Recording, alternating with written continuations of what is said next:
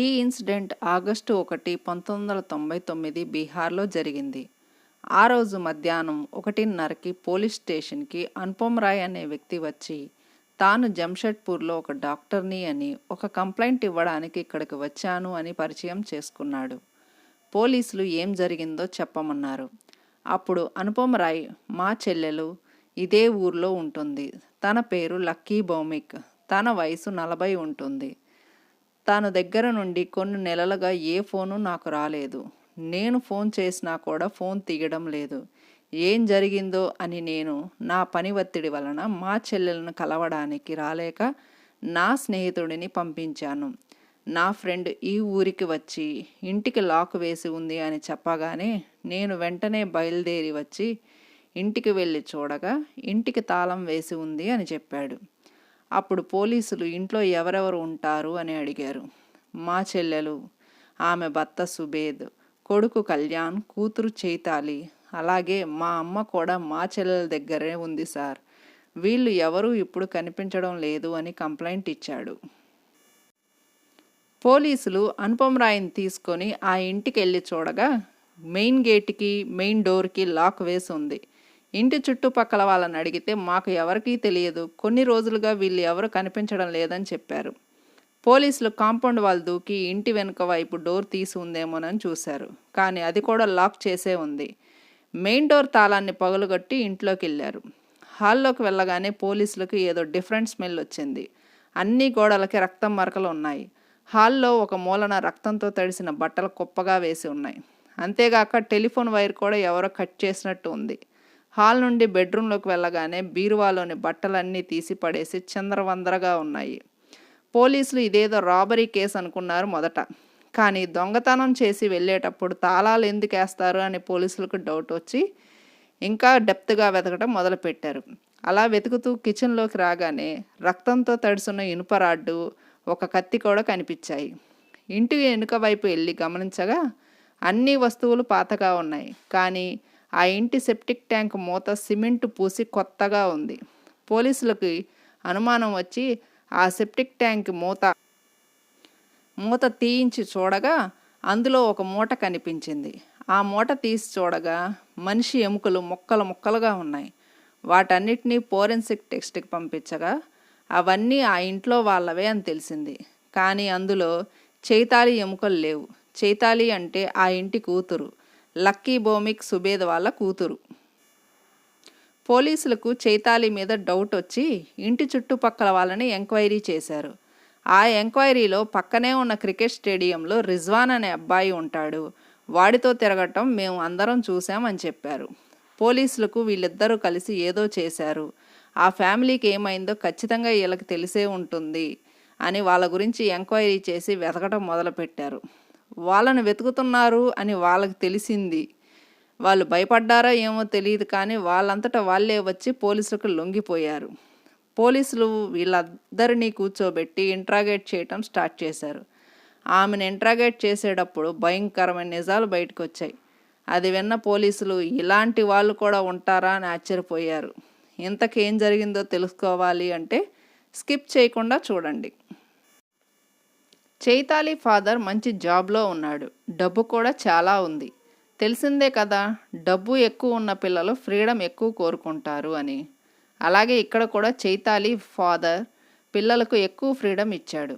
కానీ చైతాలి వాళ్ళ ఫాదర్ ఇచ్చిన ఫ్రీడమ్ని కరెక్ట్గా యూస్ చేసుకోకుండా మిస్యూజ్ చేసింది. మొదట్లో కాలేజీకి వెళ్తున్నానని చెప్పి సినిమాలు షికార్లు తిరగటం మొదలుపెట్టింది. ఒకరోజు కాలేజ్కి బంక్ కొట్టి పక్కనున్న క్రికెట్ స్టేడియంకి క్రికెట్ చూడటానికి వెళ్ళింది.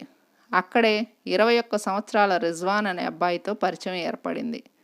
ఆ పరిచయం ప్రేమగా మారి ఆ ప్రేమ ఇంకా ఎక్కడికో దారితీసి చివరికి 17 సంవత్సరాల చైతాలి ప్రెగ్నెంట్ అయ్యింది. ఈ విషయం గురించి రిజ్వాన్కి చెప్పి తనను పెళ్లి చేసుకోమని అడిగింది. రిజ్వాన్ దానికి ఓకే అన్నాడు. ఇద్దరూ వాళ్ళ వాళ్ళ ఇళ్లల్లో ఈ విషయం గురించి చెప్పాలి అనుకున్నారు. చైతాలి వాళ్ళ అమ్మతో నేను రిజ్వాన్ అనే అబ్బాయిని ప్రేమిస్తున్నాను, పెళ్లి చేసుకుంటాను అని చెప్పగానే వాళ్ళ అమ్మకు పిచ్చ కోపం వచ్చింది. నిన్ను చదువుకోమని కాలేజ్కి పంపిస్తే ఇలాంటి పనులు చేస్తావా, అసలు నీ వయసుకు పెళ్ళి అవసరమా అని చెడతిట్లు తిట్టి కొట్టి వాళ్ళ నాన్నకు కూడా ఈ విషయం గురించి చెప్పింది. ఆయన కూడా విపరీతంగా తిట్టేసరికి వాళ్ళ మీద కోపం పెంచుకొని రిజ్వాన్కి ఫోన్ చేసింది చైతాలి. నన్ను వీళ్ళు తిట్టారు, కొట్టారు, నేను వీళ్ళందరినీ చంపేద్దాం అనుకుంటున్నానని చెప్పింది. దానికి రిజ్వాన్ కూడా ఒప్పుకున్నాడు. వీళ్ళందరినీ చంపేసి ఇక్కడ ఉన్న డబ్బు బంగారం అంతా తీసుకొని ఎటైనా వెళ్ళిపోయి హ్యాపీగా బతుకుదాం అని ఇద్దరూ కలిసి డిసైడ్ అయ్యారు. వాళ్ళు వేసుకున్న ప్లాన్ ప్రకారం జనవరి 28న 1999 కాలేజ్కి వెళ్లకుండా నాకు హెల్త్ బాగాలేదు అని ఇంట్లోనే ఉండిపోయింది చైతాలి. రోజులాగే చైతాలి ఫాదర్ ఆఫీస్కి, చైతాలి తమ్ముడు స్కూల్కి వెళ్ళిపోయారు. ఇప్పుడు ఆ ఇంట్లో చైతాలి వాళ్ళ అమ్మ, చైతాలి వాళ్ళ అమ్మమ్మ వీళ్ళ ముగ్గురు మాత్రమే ఉన్నారు. జనవరి 28 మధ్యాహ్నం వాళ్ళ అమ్మ బెడ్రూమ్లో ఏదో పని చేసుకుంటుంది.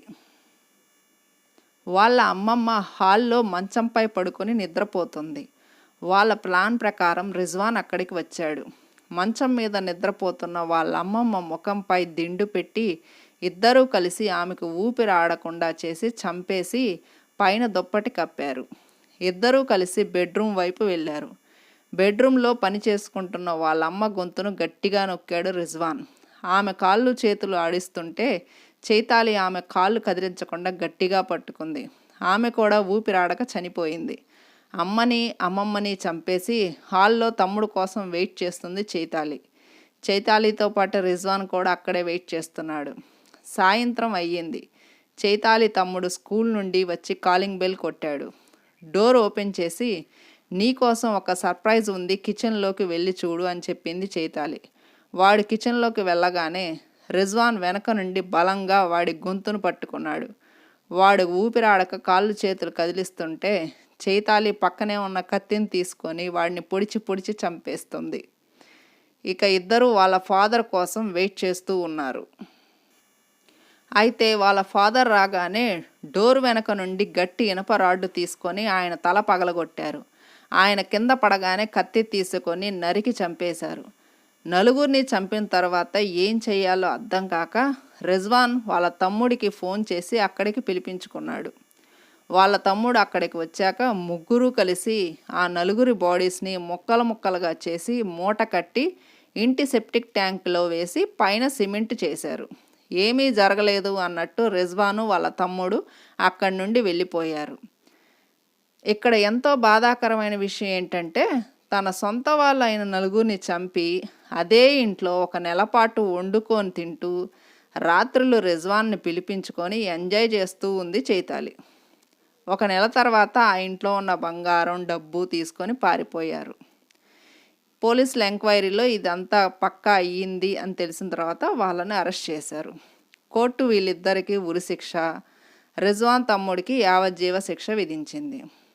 కానీ మన న్యాయ వ్యవస్థల గురించి మీ అందరికీ తెలిసిందే కదా. పైకోర్టుకి వెళ్ళినప్పుడు ఉరిశిక్షను యావజ్జీవ శిక్షగా వేశారు. చైతాలి జైల్లోనే మగబిడ్డను కన్నది. వాడికి 2 సంవత్సరాల వయసు వచ్చేదాకా చైతాలి దగ్గరుంచి రిజ్వాన్ వాళ్ళ అమ్మకి అప్పచెప్పింది కోర్టు. ఇది ఈ కాలంలో పిల్లల పరిస్థితి. ఫ్రీడమ్ ఇవ్వకపోతే ఇవ్వలేదు అంటారు. ఇస్తే ఇలా అడ్డగోలుగా తిరిగి ఆమె తప్పు చేసింది గాక 4 కుటుంబ సభ్యులను పొట్టన పెట్టుకుంది. ఈ కేసులో ఎవరు తప్పు అంటారు? ఫ్రీడమ్ ఇచ్చిన పేరెంట్స్దా లేక అడ్డగోలుగా తిరిగిన చైతాలిదా? మీరే చెప్పండి. తన సొంత వాళ్ళను తనే చంపుతున్నప్పుడు తనకి ఏమి అనిపించలేదా? నాకు అసలు అర్థం కాని విషయం ఏంటంటే ఎంత చేసిన తర్వాత కూడా ఆమెలో రిగ్రెట్ ఫీలింగ్, పశ్చాత్తాపం అనేది లేకుండా ఉంది. ఇలాంటి అమ్మాయిల్ని ఏం చెయ్యాలి? కామెంట్ రూపంలో మీ ఒపీనియన్ తెలియచేయండి. ఇలాంటి మరిన్ని రియల్ స్టోరీస్ కోసం మా ఛానల్ని సబ్స్క్రైబ్ చేసుకోండి. Thank you.